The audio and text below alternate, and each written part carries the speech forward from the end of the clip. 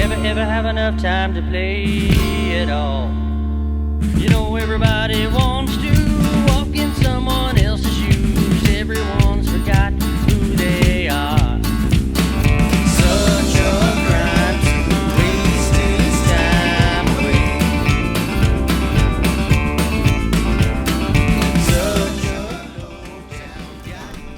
Hey guys, welcome back to the Otter Creek in Rio Grande. So I've got the camera situated about where I've been sitting for the last hour or so, looking at the landforms in this area and trying to get a game plan going on how I want to carve them, how they're going to work together.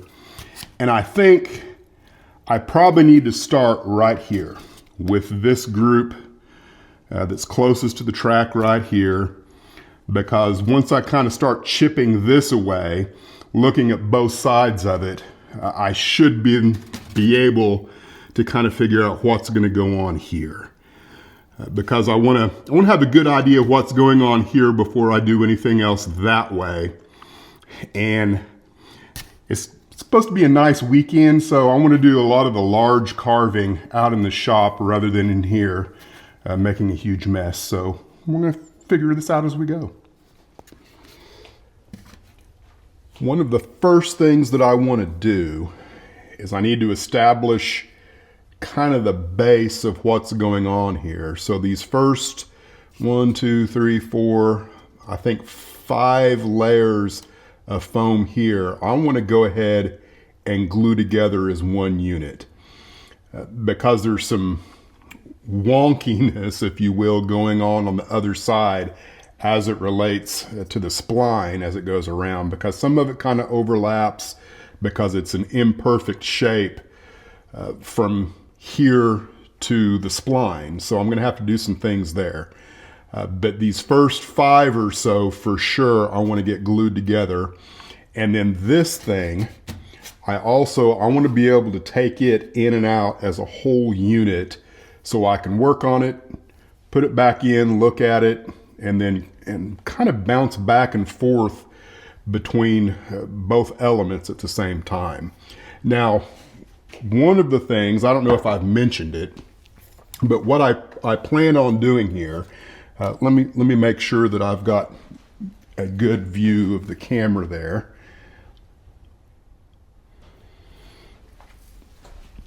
The idea here is that this crack here, this seam, I'm going to make use of that for the terrain. In other words, I want some kind of crevice that will make use of this in a way that it would be natural. At least that's the idea. Otherwise, I would have a hard time kind of making that disappear seamlessly. So I'm going to try and use it to my advantage so that I've got some kind of crevasse, if you will, that works in here, and then it'll help hide that, because that's one of the things that, even in this area, because of the way that lays in straight on top there, is that it's hard to hide that in a way that is natural. So, with Sculptamold, I'll have to do something in there to kind of make that disappear in multiple locations. Here will be another example of some place that I'll need to make things jagged in a way that hides some of these natural seams.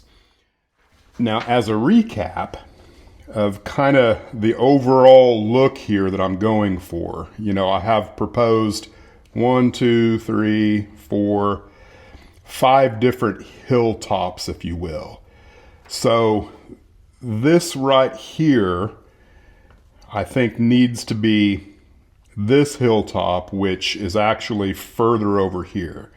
And it's a smaller one, so kind of this shape, I'm going to move over here, and then this shape will probably slide in and be more in this area over here somewhere, which I'm not going to concern myself with anything over here. The idea is that if I can figure this out and I can get satisfied with this and this, which because the way that is more narrow than this, if I can come up with something in there that works, then I think I will be more confident in moving this way. If I can't get this to work, then maybe it will be cardboard strips and paper. So, but I'm going to give it a shot and see how this works.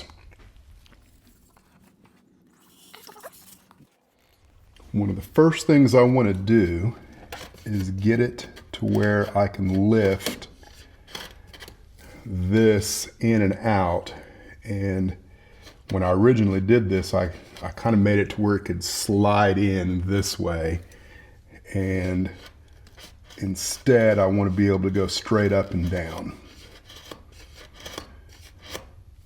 So that should work.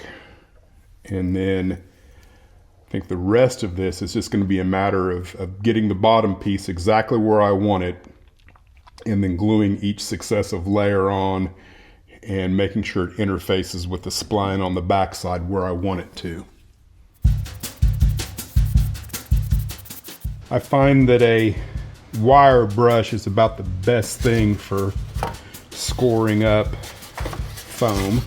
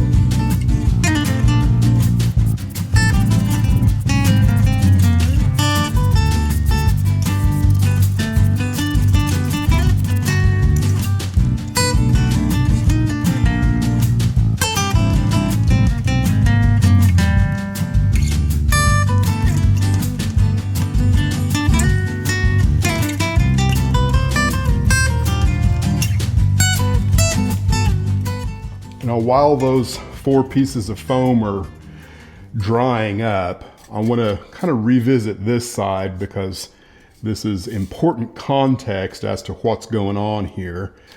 Because the cardboard, let me see if that's on video. The cardboard here, as it comes from the top side, it's going to interface down here somewhere is where it will end, coming down even lower in this area. So I've got to, whatever carving needs to take place in this area will have to happen, you know, as it gets glued in, right? Or I have to make sure that I can carve on it in its, you know, current state after it gets glued, which I think I can. I'm just not sure if I want to. So that's one of the things that I'm going to do is, you know, probably make sure that these, what is it, 5 or 4? 1, 2, 3. It's 5 pieces. I also want these 5 pieces of foam to be able to come in and out so I can work on it, put it in, take it out, and take a look at it as I go. Because I'm not entirely sure how it's all going to work. Because I also have to be able to come in and lay the track before this piece, you know, the cardboard lattice comes in down here, or I have to be able to remove this to lay the track. So just keeping all that in mind. I've got all of this glued. It's not completely dry yet, so I don't think I'm ready to carve on it. But it can come in and out fairly easily.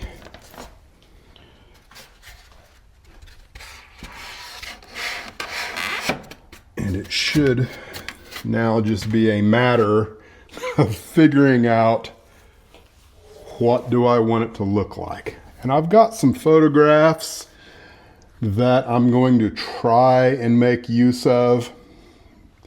The question is where to start. I think if I'm going to have a hilltop on this piece, you know, something maybe that rises a little higher, it needs to be right here in this area that kind of comes up from the crevice. I don't know. I'm gonna have to do a lot more thinking about this before I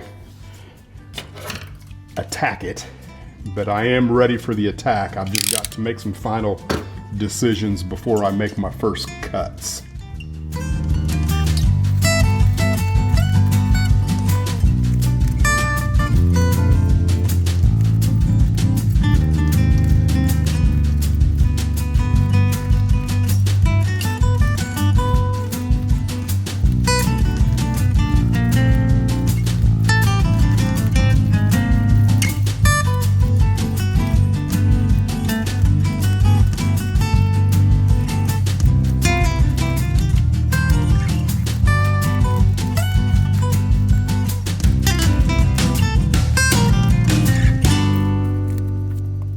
Kind of got the idea of what I'm trying to do here, and I'm wanting to kind of stair step this area here up, and I've got a lot of material to remove, and you know, it reveals itself as you carve.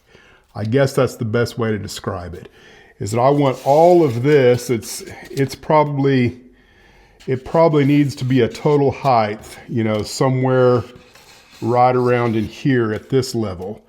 And then there's going to be an area back here that will be, you know, varying heights, but roughly half the height of this, and then the very back side of this will be the highest level, so that it kind of, you know, goes up. While at the same time, I want all of it to kind of disappear from this side. I'm probably not explaining it very well, but I'm wanting a general V shape, you know, where this side will be the right-hand side of the V, and then the other side of the foam, this direction will be the other side of the V. It's going to take a long time, but I think it's going to work out all right. I'm going to keep going. I've got a pretty good start on the V section here on this side. I've got another piece that I'm going to put up here. It's gluing up. I have doubts that it's going to work, but I'm going to give it a shot. If nothing else, I will come in with at least one more layer of foam right there to give just a little bit of rise in this area so that not everything is kind of the same level. I think the next thing that I'm ready to do is go ahead and pull this spot and get started on what it's going to look like.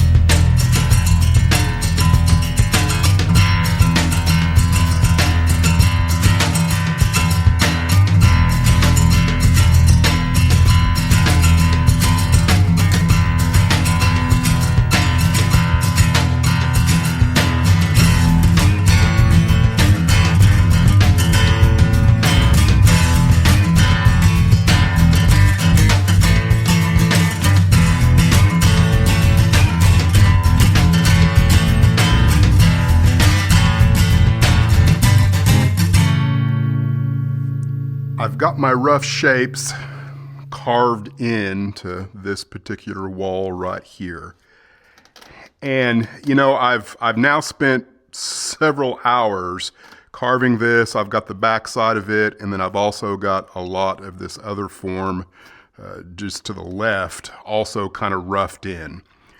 And my observations about doing this are a couple of things. One is for sure that, you know, when you're doing this, you get hyper-focused on kind of one area. And then after you step away, you know, you might not like it when you're looking at it. And when you step away, you go, okay, that's definitely looking like some kind of rock wall, right? You know, anyone looking at that will go, oh yeah, okay, I see a rock wall. I think the next level beyond just kind of a convincing rock wall goes beyond the individual rock shapes. And so that's going to be where your cuts are. And, you know, like right now on this particular area, everything from top to bottom is kind of on the same plane. And though I've got these gouges in, it's not, there's no variance in the X and Y axes, so to speak, if that makes sense. It's just everything's kind of on the same plane. And then aside from that, you've also got these areas here where it's still the foam, right? I mean, you look at that and you go, well, that's foam. Now, painting is going to take care of a lot of that. That will make also the rock wall much more convincing. But I think there's another level that I want to try and talk about. And I'm not saying I'm there, but it's worth mentioning because I think that's what I've got to try and do, particularly on the other side of all of these forms. So I'm going to move the camera and kind of show you what I'm talking about. When I look at this, to my eye, what I see immediately is 3 pieces of foam glued together in a stair-stepped way, because this shape right here and that shape right there is pretty obvious that it was, I guess, man-made or not something nature would have made at the very least. So the challenge is going to be coming up with something in here to hide the way that works. This sheer cliff right here needs to come stair-step in somehow, or maybe even stair-step in at the bottom so that it's leaning this way or something. There needs to be more done in these 2 areas to ensure that it just doesn't look like I glued some foam together and then cut big squares in them that are somewhat passable for rock. Now, the next thing that I want to point out is the level of detail on the rock itself.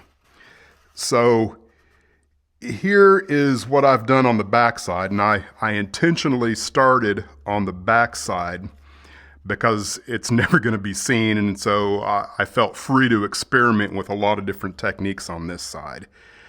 And so you can see that I've got a lot of gouges and very shallow cutaways. And then the other thing that I've done is I've gone in and kind of created extra shapes that, you know, hopefully look more like what something nature would do instead of what a human being would do. I hope that makes sense, you know, because if you look here, you know, all of that just to me looks like something a human being would do. Now, it's not finished, right? I've got a lot of work to go on that, but the goal is to get something that looks more like this, that maybe nature had a hand in instead of my fat fingers. We'll take a look at this up here, and I've got the same concerns with this, And you can see as I came up here, you've got depth into the scene that way, and it's stair-stepping that way. The second I do the same thing on this side, that's going to help a lot. But over here, all of this still looks like just solid rock wall. So I'm going to have to do a lot of work in here to create something that looks more natural than just a bunch of squares carved into the foam. Now, I think I will, in closing, mention the shoe again. And, you know, what's going to happen with the shoe is some of that cardboard lattice is going to get cut. I'm thinking here and here maybe, where a diagonal there can get glued into there and create a gouge that will help with the vertical nature of that shoe. So, and then I also want to go ahead and show the other side of what I've done on the other side. I've done a little more detail work than I have here on the other side. I'm still not where I want to be, but we're going to close out with taking a look at it. Taking a look at this side, you can see I've carved away a lot more depth into the foam itself. So the kind of the one plain vertical wall doesn't exist on the same way on this side as it does on the other side, which helps a lot. Now, one of the concerns that I have, and I'm going to address it moving forward, there's probably not much I can do about it here unless I want to start completely over. And that's that because I'm using 1-inch foam everywhere, I think I've got one piece of 3/4-inch foam, you can see it in here. If I were to do this again, and it would be my suggestion to anyone else doing it, is get different size foam because that helps. Now, part of the issue here is that all of these they're almost running parallel with the track and parallel with the plywood.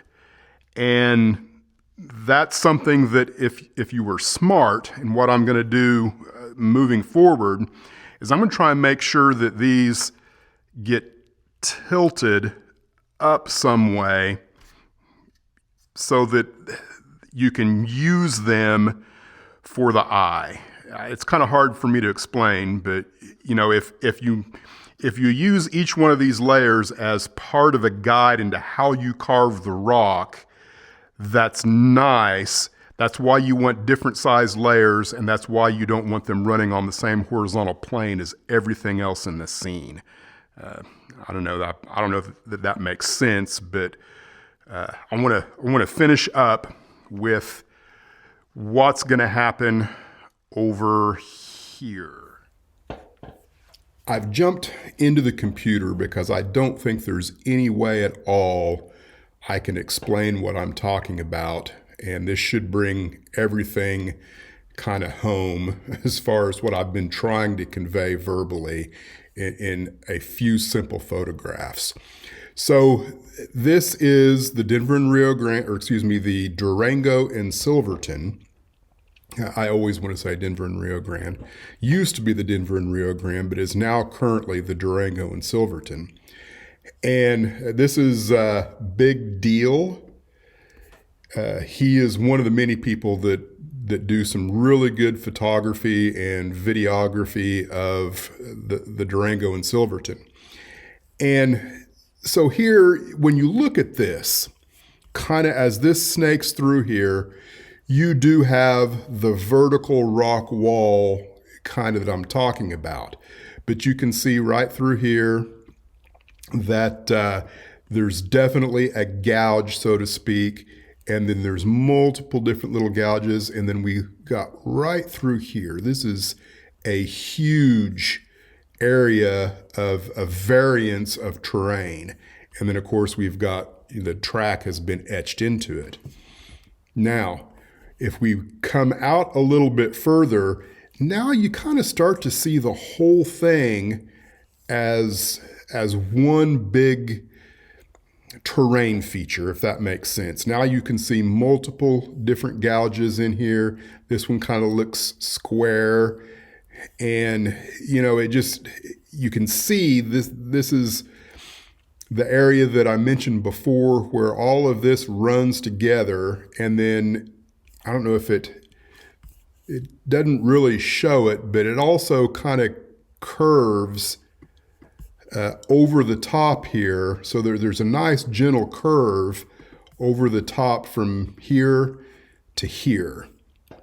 But that's what I'm going to try and do on the other side of where I'm sitting now at the workbench, and we'll go back there and I'll try and show that you know, in my imagination, and maybe you can see it too. Now you'll have to use your imagination, but none of this is glued yet. So one of the first things that I want to figure out how to do is to take all of it and raise it up, you know, maybe 2 or 3 inches.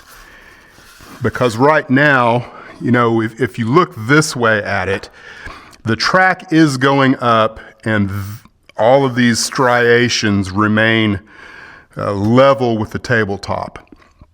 So I might actually do it just the opposite. I don't know yet. I'm gonna look at that.